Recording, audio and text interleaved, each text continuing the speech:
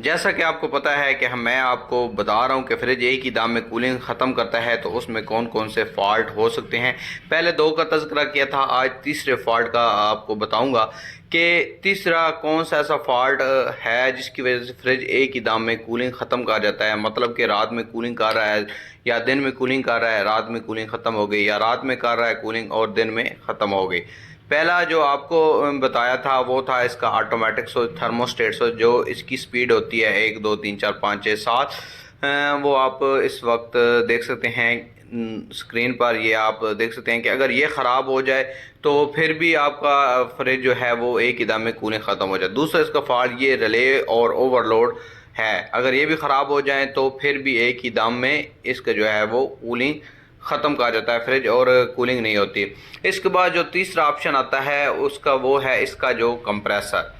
Fridge के जो main काम होता है वो कंप्रेसर का होता है। पहला थर्मोस्टेट होता है, दूसरा ओवरलोड होता है और तीसरे नंबर पे फिर कंप्रेसर भी आ सकता है। क्योंकि कंप्रेसर की अगर मोटर जल जाए या पंप काम ना कर रहा हो तो फिर भी इसका जो फॉल्ट है वो एक ही दाम में कूलिंग ख़त्म कर सकता है। क्योंकि अगर एक ही दाम में कूलिंग ख़त्म करे तो इसका हरगिज़ ये मतलब नहीं कि इसकी गैस ही लीक हो गई है जिसकी वजह से ये कूलिंग काम करना छोड़ गया है। इसीलिए आप गैस के बारे में ये राय ना रखें कि एक ही दम में अगर कूलिंग ख़त्म करे तो इसकी जो गैस ख़त्म हो जाती है। गैस एक ही दम में ख़त्म नहीं होती, सिवाय छुरी या कोई ऐसी नुकदार चीज़ आपको ऑपरेटर जहाँ पे बर्फ़ वाले गिलास रखते हैं वहाँ पे ना मारे तो बिल्कुल भी एक ही दम में कूलिंग ख़त्म नहीं हो सकती। उम्मीद करता हूँ वीडियो पसंद है। वीडियो पसंद है तो चैनल लाइक करो, सब्सक्राइब।